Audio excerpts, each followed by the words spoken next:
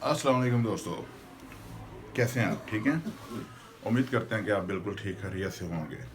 जैसा कि हमने पिछला प्रोग्राम पेश किया, आफ्ताब इकबाल जैसा प्रोग्राम कोई भी नहीं पेश कर सकता आगा माजिद के हवाले से। उस प्रोग्राम में बहुत सारे दोस्तों ने कुछ अच्छे रिप्लाई दिए, कुछ अपनी सोच के मुताबिक बुरे रिप्लाई भी दिए। लेकिन बात यह है कि इन सारी चीज़ों में मेरा कतई ये पॉइंट नहीं था कि मैं आगा माजिद को या सलीम अलवेला को या उनकी टीम को डिसलाइक कर रहा हूँ। नहीं नहीं, पाकिस्तान के बहुत अच्छे मंजे हुए अदाकार हैं सलीम अलवेला। उनकी क्लास हनी अलवेला से थोड़ी सी ऊपर ही है। हनी अलवेला का जहाँ तक है सवाल, तो वो तो एक जैसे कह लेना कि लाडले प्लेयर हैं आफ्ताब इकबाल साहब के। तो सलीम अलवेला की क्लास थोड़ी सी ऊपर है। लेकिन बात का पॉइंट आज दूसरी एपिसोड में इसलिए पेश हुआ कि थोड़ी सी बातों को क्लियर कर दें। सबसे पहली बात और ज़रूरी बात यह है कि हनी अलवेला जब टीम में वापस आए, जो दूसरों ने पूछा, मैं उस बात को क्लियर कर रहा हूँ कि जब हनी अलवेला टीम में वापस आए तो सलीम अलवेला ने उनको माफ़ी लेकर दी। लेकिन सलीम अलवेला को उस वक्त तक पता था कि मैं अब जाने वाला हूँ। जो हनी अलवेला ने प्रोग्राम एक यानी कि व्यू दिया हुआ है, हम उसको पूरा करेंगे। और आगा माजिद ने ही सलीम अलवेला को ये बोला कि बहुत कर लिया इस तरह के स्टेज, कुछ अपनी थिंक, अपनी सोच, अपना म्यार शुरू करते हैं, आराम करते हैं लाइफ में, बहुत कमा लिया पैसा, इस तरह की जो उनको है वहाँ से लाने की जो बातें बनी। आफ्ताब इकबाल एक क्रिएटिव इंसान है, दरियाफ्त है उनके जहन के अंदर, इल्म है उनके पास। गुस्ताखियाँ का मैंने एक शो देखा रिसेंटली जो यूट्यूब पे ऊपर अपलोड हुआ। ऑपरेशन कोई हस्पताल का एक व्यू था। उसमें सलीम अलवेला ने जो एक्टिंग की, सेम टू सेम मरीज़ों वाली या जो कुछ भी खबर यार में, ओपन माइक कैफ़े में, वो इस तरह की एक्टिंग कर चुके हैं। यानी कि उनको वो डायलॉग डिलीवरी आफ्ताब इकबाल साहब ने ही सिखाई। इन्होंने कुछ नया नहीं पेश किया। हालांकि इनको चाहिए था इसका ड्यूरेशन बढ़ाते गुस्ताखियाँ का और लेके जाते कोई 35-40 मिनट के शो के ऊपर, और 3 सेगमेंट कम अज़ कम करते। एक सेगमेंट किया हू बहू आफ्ताब लीग कॉपी, ये कह लें कि आफ्ताब सुपर लीग 2 स्टार्ट हुई। हम तो ये देख रहे थे, या मुझे खुद भी ये था कि कोई अलग आएगा, कोई अलग चीज़ आएगी। लेकिन थिंक क्या थी आगा माजिद की पीछे? थिंक जो आपको मैं अब समझाने लगा हूँ कि थिंक का स्टैंडर्ड का मेयार पढ़ाई से आता है। कुछ चीज़ें क्रिएटिव, दूसरी चीज़ें सोचने के लिए मिलती हैं जो वो पढ़ाई से आती हैं, तालीम से आती हैं, नए नए आइडियाज़ से लेकर आती हैं। चलो मान लिया आफ्ताब इकबाल साहब, बहुत सारे दोस्तों ने कमेंट्स में लिखा कि वो जी हॉलीवुड या यूरोपियन स्टाइल को कॉपी कर रहे हैं, तो उस तरह के शो को करते हैं। तो भाई आप भी कर लेते, कोई तो होता जो लेकर आता।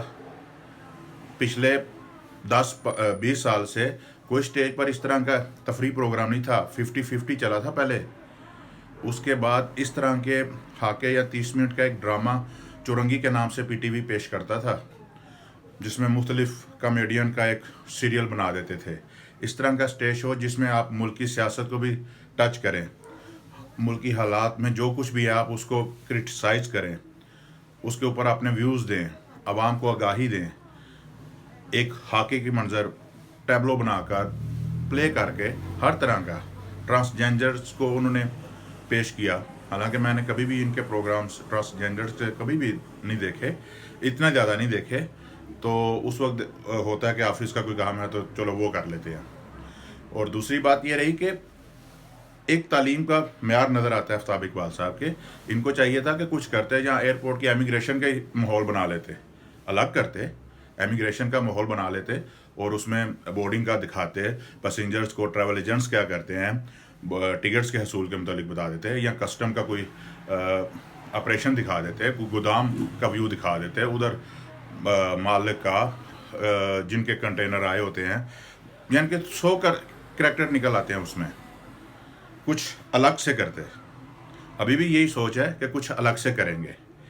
आफ्ताब इकबाल साहब का ये नहीं है कि वो उनमें कोई हामी नहीं है, बहुत सारी होंगी, लेकिन हस्बे हाल से लेकर खबरनाक को तो मैंने इतना स्टडी नहीं किया, लेकिन हस्बे हाल की कोई भी किस्त मैंने छोड़ी नहीं थी जब मैं पाकिस्तान में था। और उसके बाद खबरदार, खबर यार, खबरनाक, बहुत सारे ये जितने भी खबरदार से शुरू होते हैं इनको भी देखा। सिर्फ इन्हीं का प्रोग्राम देखता था और दूसरे प्रोग्राम, हाँ, और वो दूसरे खबरनाक में आशा जहाँ जैब के साथ जो अदाकार हैं, उस वक्त मुझे उनका नाम नहीं आ रहा, जो उनका स्टाइल है, मैं उनकी मिसाल आपको देता हूँ। वो तो कोई चैनल छोड़ कर नहीं गए, 15 साल से ज़्यादा ही हो गया उनको मेरा ख्याल है जियो के ऊपर काम करते हुए, और हर एक एक्टर की कॉपी करना उनके आगे ख़त्म है। सुहेल अहमद, अमानुल्लाह, अल्लाह जवार रहमत में जगह ता फरमाए, आमीन। और उसके बाद मस्ताना जी, बबू बराल, अल्लाह ताला इनको भी जवार रहमत में जगह फरमाए। सुहेल अहमद साहब लीजेंड अदाकार हैं, ये भी सब लीजेंड अदाकार थे। लेकिन आफ्ताब इकबाल ने जब सुहेल अहमद साहब को चूज़ किया ना, तो सुहेल अहमद साहब ने स्टेज को मुकम्मल उस वक्त खैर बात कह दिया, बाद में एक नई रूह फेंक दी उनके अंदर, अजीज़ी का करैक्टर हिट हो गया। ठीक है, वो उसी सर्कल के ऊपर, उसी सर्कल में रहे।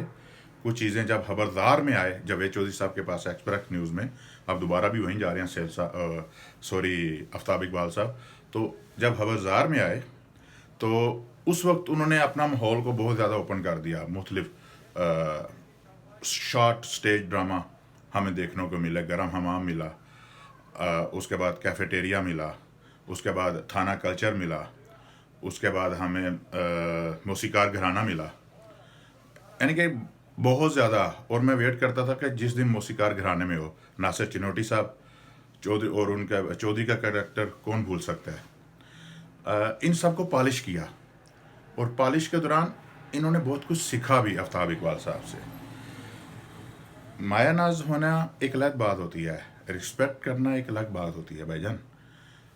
गुस्ताखियाँ के जो एंकर हैं वो उनके महवर से नहीं निकल रहे, उनके किरदार, आर्टिस्ट के ना जो किरदार हैं उनके मदाही से नहीं निकल रहे, वो उनको थोड़ा सा अपग्रेड होना पड़ेगा। और स्टूडियो में जो उनका बैठने का है, सिटिंग का एरिया, उसको खुला करना पड़ेगा, और एक जिद्दत, नए प्रोग्राम, नए चीज़ें शुरू करनी पड़ेंगी। हमारी दुआएं उनके साथ हैं, हमारी दुआएं उनके साथ हैं। जब भी कोई पाकिस्तानी आर्टिस्ट बरूने मुल्क परफॉर्म करते हैं तो हमारी दुआएं अपने पाकिस्तानी आर्टिस्ट के साथ हैं।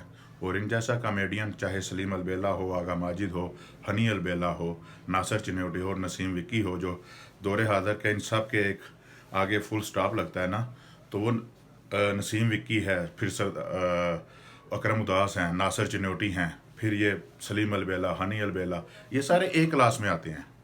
इनका एक रैंक है एक क्लास का। और इंडिया के पास क्या है, सिर्फ हनी अलबेला ने टीच किया और वो आए।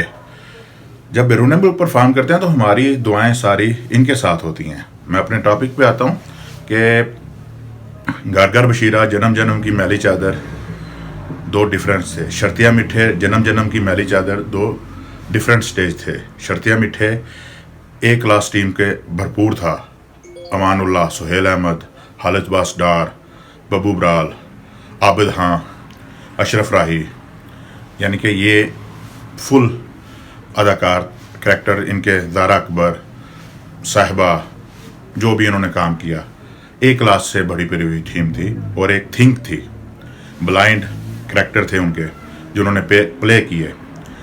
इसके बरक्स दूसरी तरफ जन्म जन्म की मैली चादर, स्क्रिप्ट चेंज, आर्टिस्ट चेंज, मौजू चेंज, क्लासिकल ड्रामा था वो जन्म जन्म की मैली चादर। क्यों? 6 सेट्स थे उसके डिफरेंट, और अफजाल अहमद शाह साहब ने बहुत मेहनत की उस पर, बहुत मेहनत की। ये था कंपैरिजन कि उसकी जोड़ का ड्रामा आया, लेकिन उससे बहुत मुख्तलिफ, 100% मुख्तलिफ। और यही हम चाहते हैं किस्सा मुख्तर, कि ये इसी तरह का हम कंपैरिजन, इसी तरह का हम मुकाबला, इसी तरह की चीज़ चाहते हैं, ना कि एक कॉपी को मिले, एक दूसरी कॉपी मिले। अभी भी है, मेरी दुआ है ये कि ये सब मिलकर इकट्ठा काम करें, या उस शो को इस तरह लेकर जाएं जिस तरह लेकर चलने का हक है, उसमें अच्छा करें। आफ्ताब इकबाल साहब और उनकी टीम को बेस्ट विशेस इसलिए देता हूँ, और सलीम अलबेला और आगा माजिद की टीम को भी बेस्ट विशेस देता हूँ कि टॉपिक को थोड़ा चेंज करें और उसमें नए प्रोग्राम्स शामिल करें, को होस्ट को अच्छा करें। उसके बाद अपना स्टूडियो की जो जगह है वो सब, ये सब चीज़ें आ जाती हैं। आप देखें आफ्ताब इकबाल साहब के लिए जब ये आगा माजिद और हनी अलबेला ये गए थे तो उन्होंने उनकी कमी पूरी कर ली थी। मुख्तलिफ शाहरुख की कापी, राना सनाउल्लाह की कापी, मुख्तलिफ, यानी कि उन्होंने करैक्टर डाल दिए। ये होता है जिसकी बेस अच्छी हो ना, तालीम से भरी हो, उसके पास नए मौजू तलाश करना कोई भी मुश्किल काम नहीं है, किसी तरह का मुश्किल काम नहीं है। इंशाल्लाह ताला हमारा नेक्स्ट मौजू होगा ग्रेट कम्बिनेशंस। इसी वीक में प्रोग्राम आएगा उसके ऊपर, और हम आपको दिखाएंगे कि जो भी कम्बिनेशंस होते हैं जब वो एक साथ होते हैं तो उनकी एक मिसाल दुनिया देखती है, लेकिन जो ऐसे कम्बिनेशन में टकराव, ब्रेक ज़रूर आता है और वो टूटते हैं, लेकिन उनकी मिसाल दुनिया ने देखी होती है। इसके बारे में हम आपको इंशाल्लाह जल्द प्रोग्राम पेश करेंगे। तब तक के लिए खुदा हाफिज़, अपना ख्याल रखिएगा। और हाँ भाई, अब ये घर हैं, अभी जब ऑफिस जाएंगे फिर SOPs का ख्याल, अभी बाहर निकलेंगे तो SOP शुरू हो जाएंगे। खुदा हाफिज़।